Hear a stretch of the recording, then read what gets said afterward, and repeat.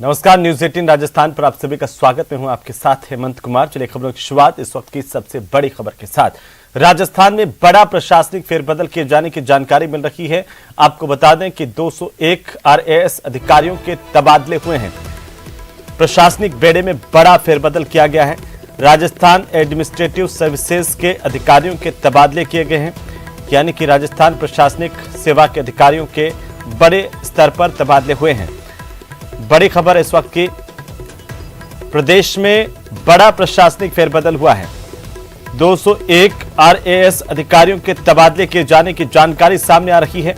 बड़ी खबर है इस वक्त की। और ज्यादा जानकारी के साथ सहयोगी सौरभ हमारे साथ जुड़ चुके हैं फोन लाइन पर। सौरभ, क्या अपडेट है? बड़ा प्रशासनिक फेरबदल हुआ है प्रदेश में। बड़ा प्रशासनिक फेरबदल हुआ है और 201 राजस्थान प्रशासनिक सेवा के अधिकारियों के जो है वो तबादले हुए हैं। कुछ पलों पहले ही कार्मिक विभाग ने इसके आदेश जो है वो जारी किए और ये जो तबादले हैं वो काफी दिनों से प्रतीक्षा में थे। इसकी लिस्ट जो है वो काफी दिनों से बन रही थी और उसके बाद आज जो है वो इसके आदेश जो है वो जारी हो चुके हैं। जिस प्रकार की लिस्ट जारी हुई है उसके अनुसार ज्यादातर लोगों को रिक्त पदों पर जो रिक्त पद चल रहे थे वहां पर जो है वो तबादले किए गए हैं। इसमें करीब 20 ऐसे लोग भी हैं जो तहसीलदार सेवा से राजस्थान प्रशासनिक सेवा में पदोन्नत हुए हैं। उनको भी जो है वो पदोन्नति के बाद उनका पदस्थापन जो है वो यहाँ पर किया गया है। इसके अलावा कई जगहों के जो उपखंड अधिकारी हैं उनको जो है वो बदला गया है। ज्यादातर लिस्ट जो है वो उपखंड अधिकारियों की ही है, उन्हें जो है वो इसमें बदला गया है क्योंकि जिस प्रकार से अलग अलग जिलों से कह सकते हैं कि जनप्रतिनिधियों की भी ये डिमांड थी और उसके तहत भी ये आदेश जो है वो हुए हैं। और जिस प्रकार से गोवर्धन लाल शर्मा है उपायुक्त नगर निगम जयपुर ग्रेटर के, उनका तबादला जो है वो अब राजस्थान क्रीड़ा परिषद में जो है वो कर दिया गया। इस प्रकार अन्य तबादले भी जो है वो कर दिए गए। तो ये बड़ा प्रशासनिक फेरबदल है। आने वाले दिनों में आईएएस और आईपीएस की भी लिस्ट जो है वो आ सकती है। जी सौरभ, ये जो प्रमोटीज हैं जो तहसीलदार सेवा से राजस्थान एडमिनिस्ट्रेटिव सर्विसेज में जिनको लिया गया है, उनको भी एक बड़ा तोहफा है सरकार का आज के दिन, विजयादशमी के दिन। देखिए, अब ये भी जो है वो प्रक्रिया में चल रहे थे और इसमें जो है वो आज इनका तमाम लोगों का जो है वो प्रमोशन राज्य सरकार ने दिया है और प्रमोशन कह सकते हैं और उसके साथ ही जो है वो पदस्थापन भी यहाँ पर कर दिया गया। मैं एक बार नाम इनके बताना चाहूंगा कि ताराचंद वेकट हैं, उन्हें तहसीलदार सेवा से राजस्थान प्रशासनिक सेवा में पदोन्नत किया गया है। इसके अलावा ओम प्रकाश शर्मा हैं, सुनीता यादव हैं, रमेश चंद्र महेश्वरी हैं, विष्णाराम माली हैं, नारायण लाल जिंगर हैं, रतन कौर हैं, कविता गोदारा है, ऐसे ही अन्य नाम हैं। उनको जो है वो प्रशासनिक सेवा में जो है वो उनकी। सौरभ, इसके साथ ही लालाराम गुगरवाल को राजस्व मंडल सदस्य के तौर पर से हटा करके अब विशिष्ट सहायक उद्योग मंत्री के पद पर लगाया गया है। ये भी अपने आप में एक महत्वपूर्ण है। कई लोगों का पदस्थापन भी हुआ है। बहुत शुक्रिया तमाम जानकारी के लिए। तो एक बड़ा प्रशासनिक फेरबदल, 201 आरएएस अधिकारियों के तबादले कुल मिलाकर के हुए हैं जिनकी लिस्ट जारी की गई है। तो चलिए आगे बढ़ेंगे। जयपुर और कोटा में धूमधाम से रावण दहन किया गया है। जयपुर के आदर्श नगर में रावण का पुतला दहन किया गया, जहां पर बड़ी तादाद में लोग मौजूद रहे। दो अलग अलग तस्वीरें आपकी टीवी स्क्रीन पर। राजधानी जयपुर में रावण दहन की तस्वीर है, दशहरा मैदान की तस्वीर आपकी टीवी स्क्रीन पर है। तो इसके साथ ही कोटा में रावण दहन की तस्वीर है। बड़ी संख्या में लोग शामिल होने के लिए पहुंचे। कोरोना काल के बाद यह पहला मौका, 2 साल तक इस तरह से भीड़ इकट्ठी नहीं हो पाई और इतने बड़े स्तर पर कुछ भी नहीं मनाया जा सका। तो एक बड़ा उत्साह लोगों में देखने को मिला और तमाम जगहों पर बड़ी तादाद में लोग पहुंचे। खासतौर पर अगर राजधानी जयपुर की बात करें, दशहरा मैदान की बात करें, तो पूरा का पूरा दशहरा मैदान खचाखच लोगों से भरा हुआ नजर आया। तस्वीरें हैं आपकी टीवी स्क्रीन पर। कोटा में भी बड़ी संख्या में लोग पहुंचे और इसी के साथ कुछ और तस्वीरें भी आपको हम दिखा रहे हैं प्रदेश के अलग अलग जगहों की, जिनमें जैसलमेर, अलवर, पोखरण और दौसा की तस्वीरें हैं। यहाँ पर भी उत्साह के साथ लोग रावण दहन में शामिल हुए और रावण का पुतला दहन किया गया।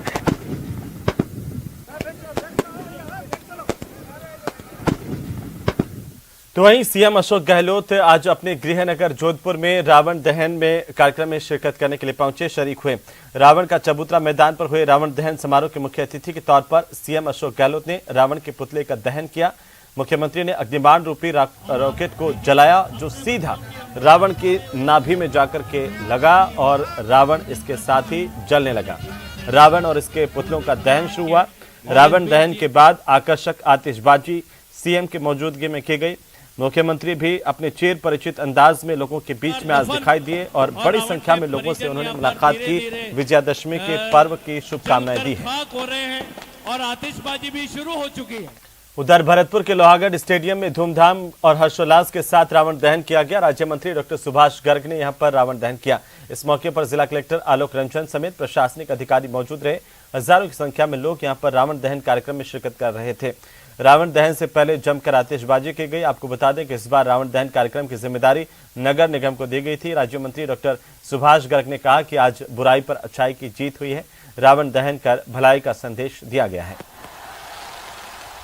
विजयादशमी का त्योहार है, रावण दहन किया गया है और ये असत्य पर सत्य की जीत, बुराई पर जो है भलाई की जीत। इस अवसर पर मैं सभी प्रदेशवासियों को, भरतपुर की समस्त सरदारी को हार्दिक शुभकामनाएं देता हूं और ये इस बात का प्रतीक है कि सत्य की जीत हमेशा होती है और सत्य पर मार्ग चलने का आह्वान करता हूं। इसी अवसर पर उन्हें आप सब लोगों को बहुत बहुत हार्दिक शुभकामनाएं, बधाइयां।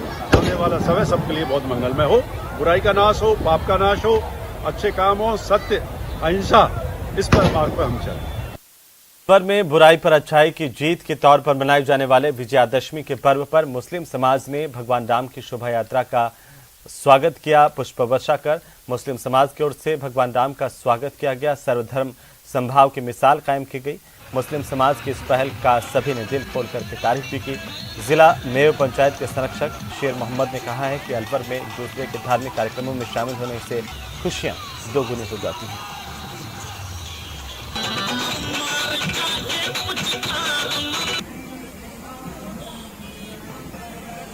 हिंदू धर्म में बहुत महत्वपूर्ण पर्व है और क्योंकि हमारे देश का भाईचारा, मोहब्बत वो बनी रहे।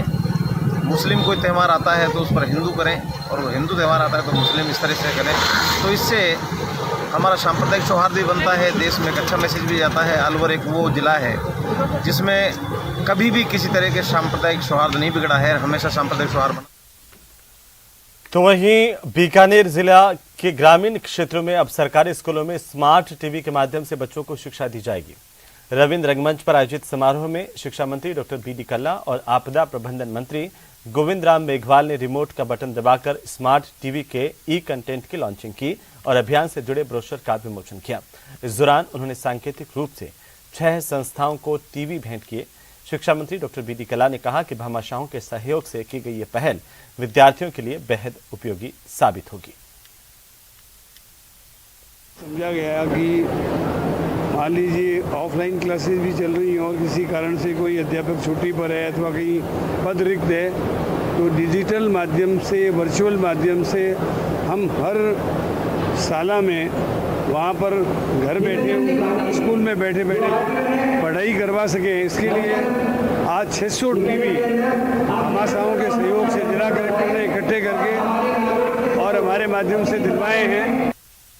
करौली के टोरभी में गोरडा गांव के राजकीय उच्च माध्यमिक विद्यालय में कार्यरत शिक्षक रामधारी सिंह मीणा के तबादले को लेकर बवाल मचा हुआ है। इस मामले को लेकर ग्राम पंचायत के ग्रामीणों ने एसडीएम दुर्गा प्रसाद मीणा को ज्ञापन दिया और शिक्षक को विद्यालय में यथावत रखने की मांग की है। इस ज्ञापन में ग्रामीणों ने बताया कि शिक्षक की छवि धूमिल करने की नीयत से तबादला निरस्त करने को लेकर कुछ युवाओं ने विद्यालय के सामने विरोध प्रदर्शन किया था।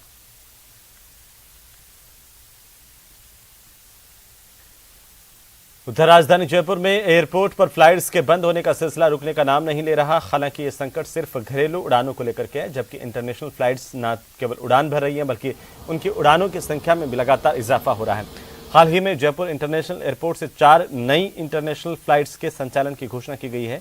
विस्तारा एयरलाइंस ने भी 2 फ्लाइट्स मुंबई के लिए शुरू की है, लेकिन ये 6 नई फ्लाइट्स के जुड़ने के साथ ही 7 पुरानी घरेलू उड़ानों पर संकट आ गया है।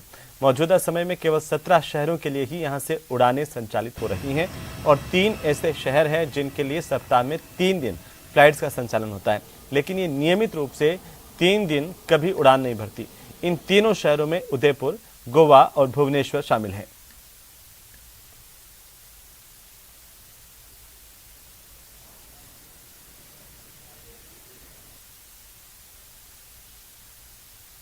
चलिए आगे बढ़ेंगे। नॉन प्रैक्टिस अलाउंस को लेकर के वित्त विभाग ने कुछ चिकित्सकों को राहत दी है। वित्त विभाग की ओर से एक स्पष्टीकरण जारी कर कुछ कैटेगरी के चिकित्सकों को एनपीए के लिए विकल्प भरने की छूट दी गई है। वित्त विभाग के मुताबिक नवनियुक्त चिकित्सक जिनका प्रोबेशन साल के मध्य में पूरा होता है, अध्ययन अवकाश के बाद कार्य ग्रहण करने वाले चिकित्सक, निलंबन से बहाली के बाद कार्य ग्रहण करने वाले चिकित्सकों को भी राहत दी गई है। वित्त विभाग ने अपने आदेश में कहा है कि ऐसी परिस्थितियों में एनपीए प्राप्त करने के लिए कैलेंडर वर्ष में चिकित्सक कभी भी एनपीए के लिए विकल्प पेश कर सकते हैं।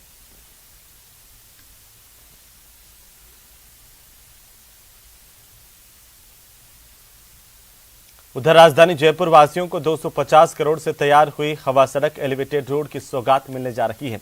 मुख्यमंत्री अशोक गहलोत 6 अक्टूबर की शाम को 6 बजे एलिवेटेड रोड का उद्घाटन करेंगे और इस दौरान मुख्यमंत्री अंबेडकर भवन स्थित एक जनसभा को भी संबोधित करेंगे। जनसभा को संबोधित करने से पहले मुख्यमंत्री अशोक गहलोत एलिवेटेड रोड पर लगी डायनेमिक फसाड लाइट को भी देखेंगे। इसके साथ ही CM Rajasthan international centre guest house, Sankalp Nagar सांझरिया में एसटीपी पृथ्वीराज नगर ड्रेनेज कार्य का भी शिलान्यास करेंगे। तो 220 करोड़ की सौगात जनता को समर्पित होगी। हर व्यक्ति इधर से गुजरता है और चूंकि सभी व्यक्ति इधर से ऑफिस जाते हैं, अपने कार्यस्थल पर जाते हैं, वापस से आते हैं, तो एक तरह से कंजेशन का माहौल यहाँ बना रहता है। तो जो एक 5 से 10 मिनट का सफ़र है उसमें कई बार 30 से 45 मिनट लग जाते हैं और लोग इतने समय से इसको सामने बनता हुआ देख रहे हैं, तो वास्तव में प्रतीक्षा करें कि कभी ओपन होगा। लेकिन अब प्रतीक्षा की घड़ियाँ समाप्ति की ओर है और शीघ्र ही इसका 1-2 दिन में हम लोकार्पण माननीय मुख्यमंत्री महोदय जी के हाथों से करवाना चाहेंगे। राजधानी जयपुर के मानसरोवर इलाके में पति के साथ स्कूटी से घर लौट रही महिला से बाइक सवार बदमाशों ने पर्स छीन लिया। इस दौरान पर्स छीनने में नाकाम बदमाशों ने महिला को धक्का मारा, जिसके बाद चलती स्कूटी से महिला सड़क पर गिर गई। इस घटना में महिला गंभीर रूप से घायल हुई हैं, जिसे निजी अस्पताल में इलाज के लिए भर्ती करवाया गया। वहीं मामले की सूचना मिलते ही मौके पर पहुंची पुलिस ने सीसीटीवी फुटेज के आधार पर बदमाशों की तलाश शुरू कर दी है। जूस पी के घर की तरफ जा रहे थे, ये एसएफएस चौराहे से घर की तरफ अपने वाइफ को छोड़ने जा रहे थे। रास्ते में 2 बाइक के पीछे से लड़के आए और उन्होंने एकदम से पर्स को छीनने की कोशिश की। ठीक है, पर्स तो नहीं छीन पाया, फिर उन्होंने झटके से वाइफ को गिरा दिया। मेरी स्कूटी थोड़ी डिसबैलेंस हुई, तब मैंने गाड़ी रोकी। थोड़ा मैंने उनको पीछा करने की कोशिश की, आवाज़ भी दी, चिल्लाया भी मैं, लेकिन तब तक वो आगे निकल गए थे। घूम के देखा तो वाइफ जख्मी पड़ी थी। राजधानी में बदमाश के हौसले इस कदर बुलंद है कि उन्होंने दिन दहाड़े एक महिला के साथ पर्स स्नैचिंग की वारदात का प्रयास किया। जब बदमाश इस वारदात में नाकाम हो गए तो महिला को धक्का देकर गिरा दिया, जिसके बाद मीनाक्षी श्रीवास्तव नाम की महिला अब जो है एक निजी हॉस्पिटल के आईसीयू में एडमिट, उनकी काफी गंभीर चोटें आई है। ये जो जगह है मैं आपको दिखा रहा हूँ मौके पर, ये सुमेर नगर कल्याणपुरा रोड है और सुनसान रोड को आप देख सकते हैं। यहीं पर बदमाश स्कूटी सवार एक दंपत्ति का पीछा कर रहे थे। अनिल श्रीवास्तव जो कि महिला के पति हैं, वे अपनी पत्नी को लेकर यहाँ से गुजर रहे थे और पीछे सारे बदमाशों ने महिला का पीछा किया। यहीं पर उनके साथ पर्स छीनने का प्रयास किया। जब महिला ने पर्स को छोड़ा नहीं तब उन्होंने धक्का देकर गिरा दिया, जिसके बाद आप देख सकते हैं यहाँ पर अब जो है ये खून के निशान जो है अभी तक भी ये मौजूद है। ये गवाह है खून के निशान जो दिखा रहे हैं कि बदमाशों के हौसले किस कदर बुलंद है और पुलिस इन बदमाशों के आगे पस्त है। हमारे साथ मौजूद हैं महिला के पति अनिल श्रीवास्तव, जो कि हमको बताएंगे कि क्या घटना हुई थी सर यहाँ पर। हाँ सर, हम लोग एसएफएस चौराहे से, थड़ी मार्केट से एसएफएस चौराहे होते हुए ये इस रोड से घर की तरफ वाइफ को छोड़ने जा रहे थे। हर मंगलवार को हम इधर से ही जाते हैं, क्योंकि हम इधर थड़ी मार्केट में जाके जूस पीते हैं और उसके बाद इसी रास्ते से हर मंगलवार को जाते हैं। आगे मेन रोड है, मेन रोड से हमारा घर का रास्ता जाता है। इसी जगह पे हमें पता भी नहीं चला, हमारी स्कूटी जब डिसबैलेंस हुई तो मुझे लगा किसी ने कुछ छीनने की कोशिश की, तो देखा तो वाइफ पीछे गिर चुकी थी। थोड़ा आगे मैंने स्कूटी को रोका, स्कूटी मेरी गिरी नहीं लेकिन डिसबैलेंस हो गई थी। गाड़ी को मैंने रोका, चुप चिल्लाया, उनकी तरफ भागने की भी कोशिश की कि भाई उनको मैं पकड़ूं, लेकिन सन्नाटी रोड है, वो निकल गए। मैंने घूम के देखा तो वहाँ अचेत पड़ी हुई थी। मैंने उनकी तरफ ना जाके पहले अपने वाइफ को उठाया मैं उसको उनको उठा नहीं पा रहा था, तब यहीं पे कुछ लेबर बैठी हुई थी, उन्होंने बेचारों ने मेरी हेल्प की। क्या पुलिस इन बदमाशों को पकड़ पाएगी? कितनी जल्दी ये बदमाश पकड़े जाएंगे, ये जयपुर पुलिस के लिए एक चुनौती है। कैमरा पर्सन शेर सिंह के साथ विष्णु शर्मा, न्यूज 18 राजस्थान, जयपुर। वहीं प्रदेश में चल रहे राजनीतिक घटनाक्रम को लेकर कैबिनेट मंत्री प्रताप सिंह खाचरियावास ने कहा कि कुर्सी की लड़ाई सदियों से चली आ रही है। कांग्रेस में स्वस्थ प्रतिस्पर्धा की लड़ाई है। पार्टी में जितने नेता होंगे कांग्रेस उतनी ही मजबूत होगी। 25 सितंबर को दिए गए इस्तीफे वापस लेने के सवाल पर खाचरियावास ने कहा कि अब सब बातें पीछे छूट गई है, अब आगे देखने का वक्त है।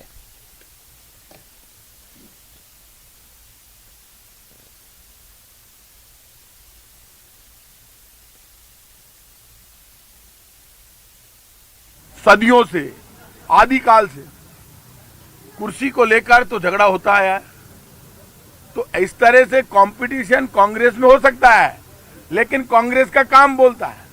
कांग्रेस परिवार के मुखिया ने जब एक बार कह दिया और मुख्यमंत्री ने आगे आकर बयान दे दिया, उसके बाद जब वेणुगोपाल जी का बयान आया, उसके बाद कांग्रेस के डिसिप्लिन को आप समझिए। कांग्रेस के किसी भी नेता ने एक दूसरे के खिलाफ आरोप प्रत्यारोप नहीं लगाए, ये बड़ी बात है इस वक्त जब कांग्रेस के राष्ट्रीय अध्यक्ष का चुनाव चल रहा है। तो वहीं अलवर जिले के बहरोड में पब्लिक के हत्थे चढ़े जिस बदमाश की इलाज के दौरान मौत हो गई थी, उसकी पहचान कर ली गई है। मृतक की शिनाख्त जितेंद्र सिंह नरुका के तौर पर हुई है, जो टोंक का रहने वाला था। जानकारी के मुताबिक यहां पर दो बदमाशों की गैंग के लोग मोहम्मदपुर गांव में एक दूसरे पर फायरिंग कर रहे थे, तभी ग्रामीणों ने लादेन गैंग के एक बदमाश को पकड़ लिया था। उसकी जमकर पिटाई की थी, जिसकी इलाज के दौरान मौत हो गई। गंभीर रूप से घायल बदमाश को इलाज के लिए बहरोड से अलवर रेफर किया गया था और वहां से इसकी हालत सीरियस होने पर इसे जयपुर भी रेफर किया गया, लेकिन रास्ते में ही इस घायल बदमाश ने दम तोड़ दिया। पुलिस ने पिटाई करने वाले आरोपियों की जांच अब शुरू कर दी है। इस संबंध में 2 अलग-अलग मुकदमे भी दर्ज किए गए हैं। अलवर से जयपुर ले जाते वक्त मृत्यु हो गई थी, उसकी आज शिनाख्त हो गई है। जो टोंक का रहने वाला है, आदर्श नगर टोंक का रहने वाला जितेंद्र पुत्र किरण सिंह राजपूत, निवासी आदर्श नगर टोंक के रूप में उसकी शिनाख्त हुई है। अभी संबंध में यह जांच की जा रही है कि वो यहाँ क्यों आया, क्या करता है। तो चले आगे बढ़ेंगे और अगली खबर का रुख करते हैं। बात करते हैं बेरोजगारों की, जो प्रदेश की सरकार से अपनी मांगे मनवाने के लिए दांडी यात्रा पर निकले हुए हैं। आइए देखते हैं क्या है उनकी मांगे और वे किस तरीके से प्रदेश की सरकार के लिए मुश्किलें खड़ी कर रहे हैं। अगले साल प्रदेश में चुनाव होने वाले हैं। गुजरात में चुनाव की घड़ी नजदीक है। ऐसे में राजस्थान से दांडी के लिए जो बेरोजगारों का मार्च निकला है, उससे कांग्रेस मुश्किल में है। आइए अब एक नजर डालते हैं दांडी मार्च पर निकले राजस्थान के बेरोजगारों की मांग पर। इन बेरोजगारों का कहना है कि कंप्यूटर अनुदेशक भर्ती में 40% की बाध्यता में शिथिलता देकर सभी रिक्त पदों को भरा जाए। राजकीय ITI कॉलेजों में 1500 पदों पर कनिष्ठ अनुदेश भर्ती की विज्ञप्ति जारी की जाए। ग्राम पंचायत ई-मित्र संचालक संघ से जुड़े ई-मित्र ऑपरेटर अभ्यर्थियों की तमाम मांगों को जल्द से जल्द पूरा किया जाए। प्रतियोगी भर्ती परीक्षाओं में OBC EWS के नवीनतम सर्टिफिकेटों को मान्य किया जाए और किसी भी चयनित अभ्यर्थी को सर्टिफिकेट की वजह से बाहर नहीं किया जाए। Radiographer, lab technician, junior accountant, कृषि पर्यवेक्षक, LDC, RAS, ECG, SI, CHO, सूचना सहायक, प्रोग्रामर, दंत चिकित्सक, नर्स ग्रेड 2, ANM, पशुधन सहायक, OT technician, stenographer, APRO, PRO, Jaldhari, सहायक कृषि अधिकारी, सैनिटरी इंस्पेक्टर, चतुर्थ श्रेणी कर्मचारी, कॉलेज शिक्षा में PTI, लाइब्रेरियन और जलदाय विभाग में नई भर्तियां निकाली जाए। राज्य सरकार द्वारा इस बजट में 1 लाख सरकारी भर्ती निकालने की घोषणा की गई थी। इसीलिए राज्य सरकार 1 लाख भर्तियों का विभाग वाइज भर्तियों का वर्गीकरण करके जल्द से जल्द विज्ञप्तियां जारी करे। शिक्षक भर्ती 2012 में अभ्यर्थियों के पक्ष में सुप्रीम कोर्ट में प्रार्थना पत्र दिया जाए। प्रयोगशाला सहायक भर्ती 2018 और पशु चिकित्सक भर्ती 2019 पूरी की जाए। तृतीय श्रेणी, द्वितीय श्रेणी, प्रथम श्रेणी शिक्षक भर्ती में विशेष शिक्षकों पर अधिक से अधिक निकाली जाए। सरकारी और प्राइवेट भर्तियों में बाहरी राज्यों के अभ्यर्थियों को रोककर प्रदेश के युवा बेरोजगारों को प्राथमिकता दी जाए। युवा बेरोजगार आयोग बनाया जाए। बेरोजगारी भत्ते में अनिवार्य की गई इंटर्नशिप को रद्द की जाए। कृषि व्याख्याता भर्ती में सभी कृषि के विषयों को शामिल किया जाए। Mahatma Gandhi English medium school में 10,000 पदों पर बजट में शिक्षक भर्ती निकालने की घोषणा की गई थी, इसीलिए भर्ती की विज्ञप्ति जल्द से जल्द निकाली जाए। फर्जी डिग्री, डिप्लोमा, खेल प्रमाण पत्र, दिव्यांग सर्टिफिकेट के लिए भी सरकार सख्त कानून लेकर आए। 21 फरवरी 2021 को मंत्रियों से हुए लिखित समझौते की मांगों तथा लखनऊ समझौते की मांगों को जल्द से जल्द पूरा किया जाए। सीईटी से बाहर जूनियर अकाउंटेंट भर्ती को बाहर किया जाए और जल्द से जल्द विज्ञप्ति जारी की जाए। राजस्थान पुलिस कर्मचारियों का पे ग्रेड 3600 करने के साथ ही साप्ताहिक अवकाश का प्रावधान किया जाए। समय पर पदोन्नति के साथ ही ड्यूटी का समय फिक्स करने सहित पुलिस कर्मियों की अन्य मांगों को जल्द से जल्द पूरा किया जाए। लंबे समय से बेरोजगार ऐसी मांग कर रहे हैं। इनका कहना है अगर सरकार ने उनकी मांगे नहीं मानी तो फिर राहुल गांधी की भारत जोड़ो यात्रा को रोककर विरोध जताएंगे। तो चलिए इसी के साथ ही इस बुलेटिन में फिलहाल इतना ही। आप देखते रहिए न्यूज़ 18 राजस्थान। नमस्कार।